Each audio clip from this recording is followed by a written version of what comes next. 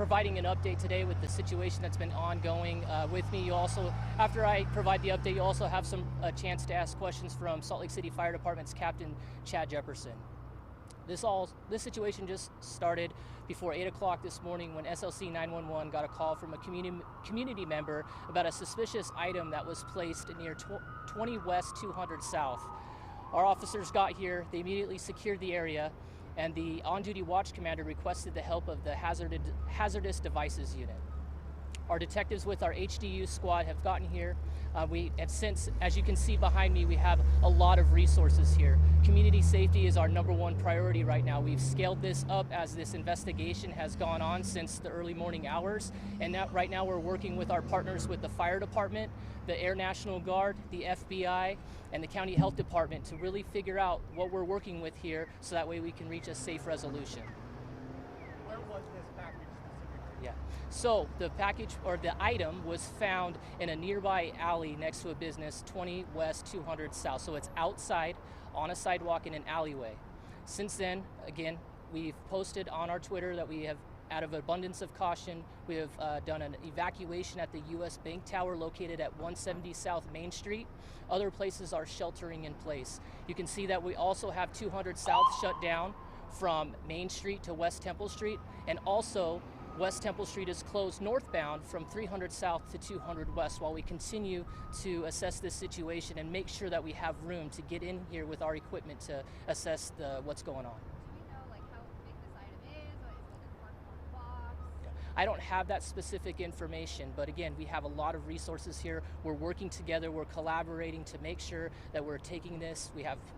The time is on our side. What I can tell you is that, outside of this area, it's still safe. We recognize that this is creating a very big impact downtown. It's a Monday. We have people coming to work, getting to and from places, but we appreciate the community's recognition and being patient with us while we try to make sure that we're reaching a safe resolution.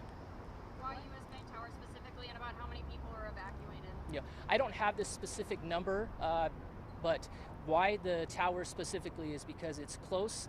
There's things that we've developed through the investigation that, out of an abundance of caution, if something were to happen, we want to make sure that those community members are in a safe place. Have you received any threats besides this, calls or things that came into your office or that you've heard from 911? No. The only call that we've had so far on this is the one from SLC 911, or that SLC 911 took just before 8 o'clock this morning.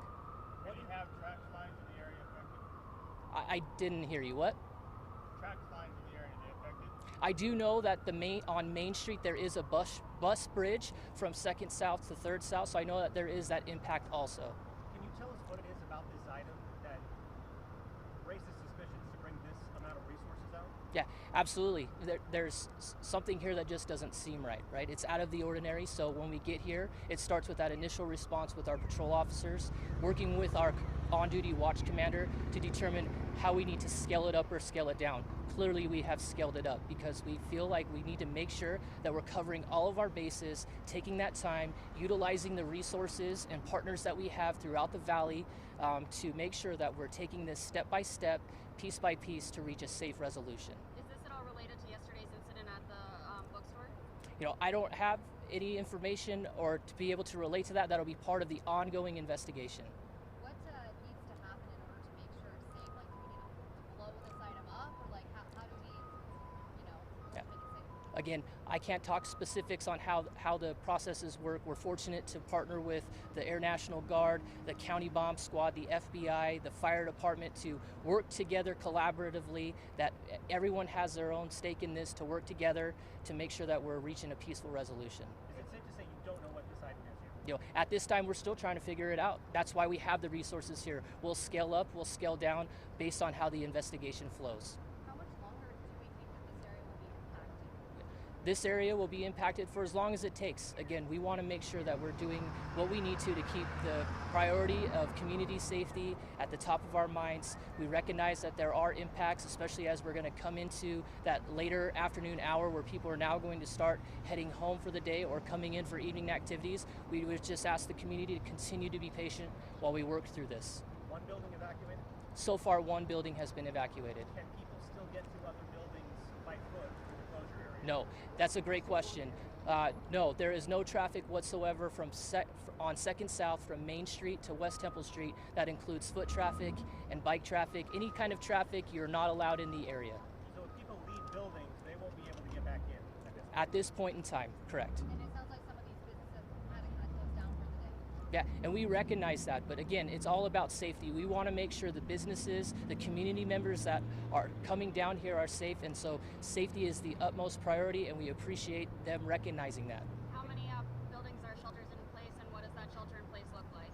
You know, I don't have the number of buildings that have been asked to be sheltered in place. Clearly, you can see where we're working with behind me as far as people and things like that. I don't have that specific. It's just important to recognize that we're taking the steps that we need to make sure that our community members in this downtown area are safe. Are you calling in any other resources, or do you have the people here, the things that you need? Again, this is a fluid.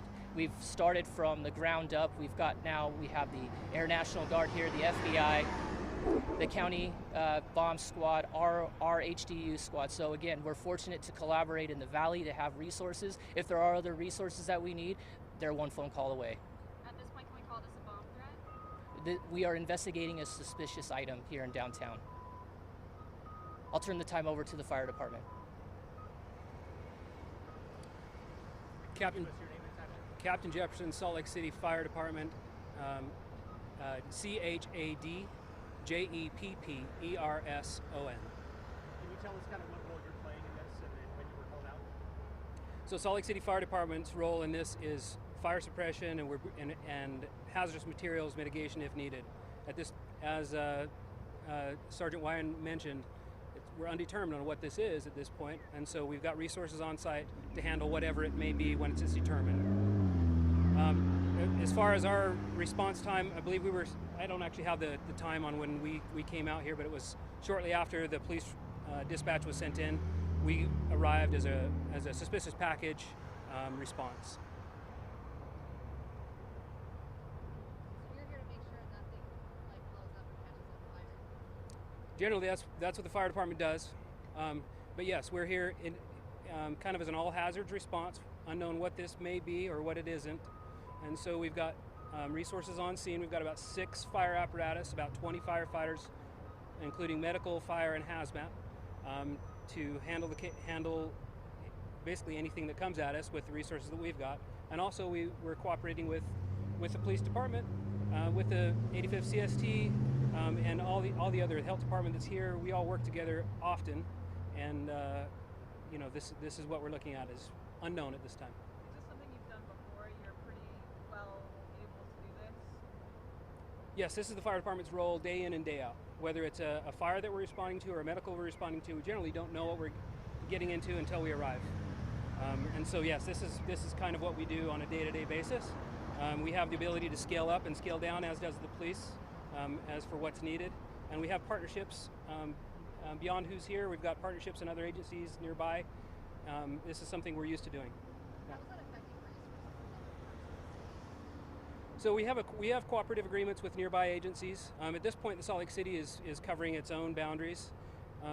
As I mentioned, we've got about 6 apparatus here at this point. And unless another incident were to break out, Salt Lake City can handle what we've got. So at this point, nothing. This might have been a question for earlier, but are there any suspects in terms of a suspicious item, or are you checking video nearby? So that would be a question for the police department. I don't have any information on that. This is primarily a police department issue at this point because we don't have anything to act on as a fire department. For those living in the area or doing business in the area, what would your one message be for them if they have any concerns? Just follow what's been given to them as far as road closures. If they're advised to shelter in place, to stay in place, and just follow what's been asked of them to do. That's really the best thing that we can do. We will have you shelter in place if it's safe to do so, and we would have you evacuate if that's the correct thing to do. So just listen to the orders of the officers and the public officials. All right, last question. How long do you anticipate this taking? As Sergeant Wyan mentioned earlier, it depends on what unfolds in the investigation. It's hard to know what that's going to look like, but it depends on what happens with the investigation and what we find out. Thank you, everyone. Thank you. Thank you.